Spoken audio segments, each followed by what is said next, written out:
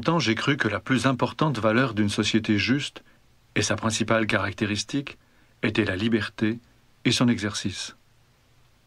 Pierre Elliott Trudeau, ancien Premier ministre du Canada.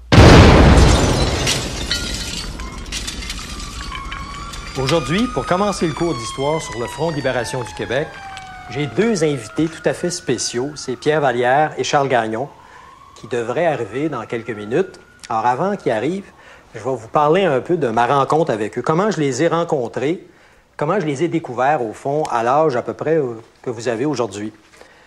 En fait, Pierre et Charles ont d'abord été, je dirais, les héros de mon adolescence. C'est-à-dire que pendant longtemps, disons que je les ai idéalisés à travers leur action dans les journaux. Ils étaient indépendantistes, mais en même temps révolutionnaires. Et pour moi, ça représentait l'exemple parfait d'intellectuels engagés.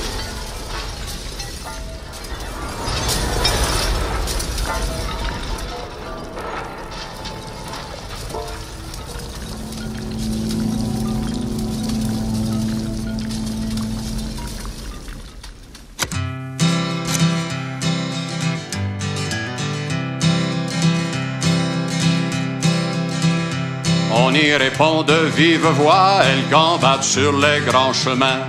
Elle est un peu sans foi ni loi et elle glisse entre les mains. On ne peut pas l'emprisonner ou la soumettre à la rançon.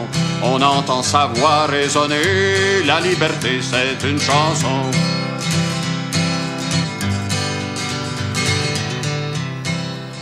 Il me semble qu'on est déjà venu ici. Ça fait-tu longtemps de ça? Je pense que c'était en mai ou juin 66. Certains d'entre nous, on était recherchés à Montréal, on était plus identifiés que les autres. Et puis, on a dû s'éloigner de la ville. C'est pour ça qu'on est venu à Saint-Alphonse. Ah, ben oui, il y a des marais, Ça fait partie de la vie à Saint-Alphonse. Ça te dit quelque chose? Ça te rappelle quelque chose? Oui, il y en avait aussi dans les années 60. Et tu reconnais pas cette poste-là? Peut-être, je sais pas. On arrive au printemps. On loue un petit chalet d'une madame qui a un dépanneur. On s'installe, Vallière puis moi. La police est sur les dents. Alors on juge plus sage de s'éloigner de la ville. Elle imagine tout ce qu'elle veut, elle est révoltée, frénésie. Elle a la franchise de l'aveu, l'espérance de la poésie. Elle est le souffle qui nous rassemble et qui nous prend dans sa moisson. Elle est l'idée qui nous ressemble. La liberté, c'est une chanson.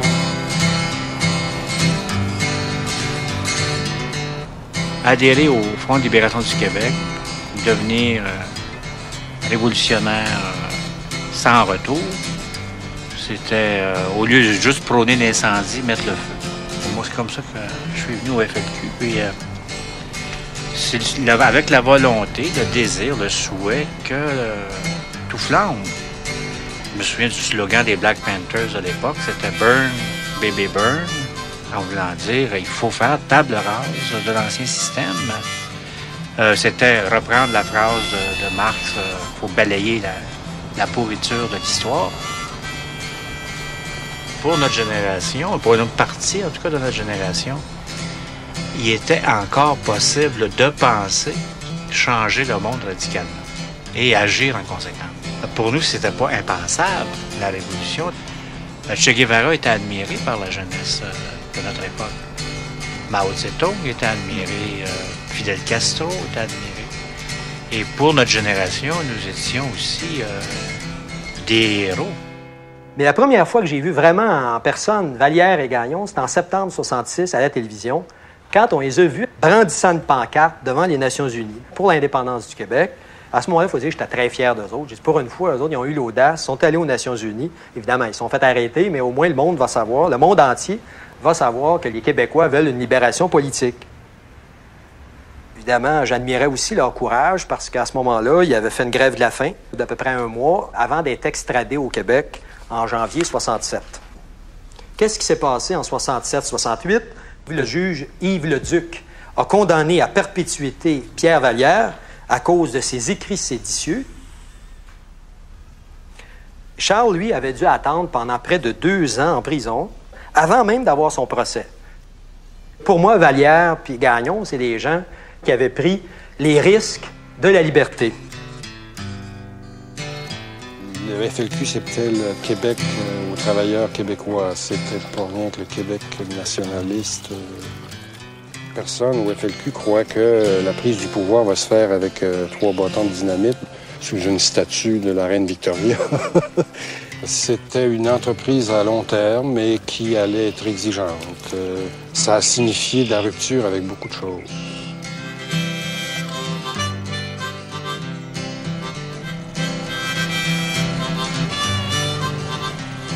C'est pour ça que d'ailleurs que la Révolution fait peur aux gens qui ne sont pas libres, parce que par vocation, par nature même, la Révolution, c'est l'imprévu. C'est une création. En fait, c'est seulement en 70 que Pierre va être acquitté en appel et le ministre va décider de laisser tomber toutes les charges contre Charles, voyant en fait qu'il était à peu près impossible de le faire condamner par un jury. Octobre 70, c'est la loi des mesures de guerre. Ils sont arrêtés à nouveau, accusés d'incitation à l'enlèvement et au meurtre.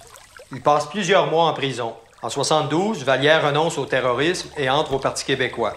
Gagnon condamne le choix de Vallière et fonde le groupe communiste En lutte. Ils se séparent. On y répond de vive voix, elle gambade sur les grands chemins. Elle est un peu sans foi ni loi et elle glisse entre les mains. On ne peut pas l'emprisonner ou la soumettre à la rançon. On entend sa voix résonner. La liberté, c'est une chanson.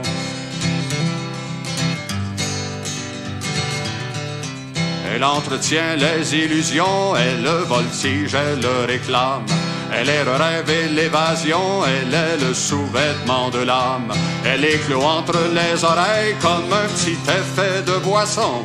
Et ce n'est plus jamais pareil, la liberté c'est une chanson. Pierre Vallière, insoumis.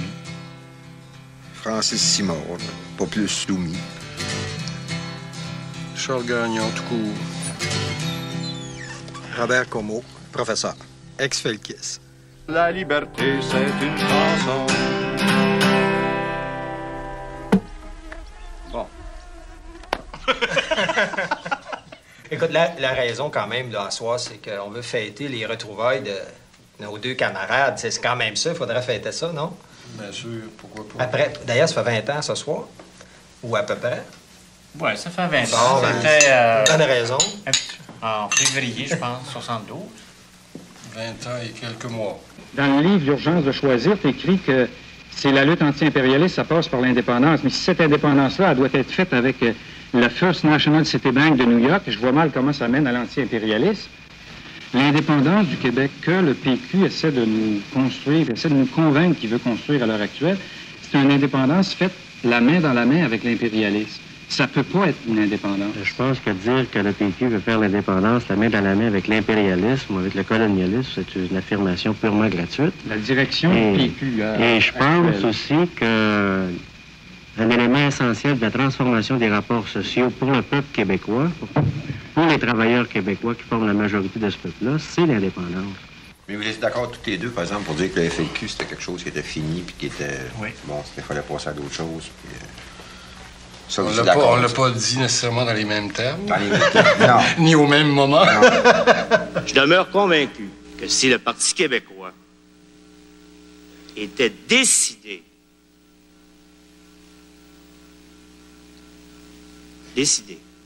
d'aller au bout de la revendication nationale, il contribuerait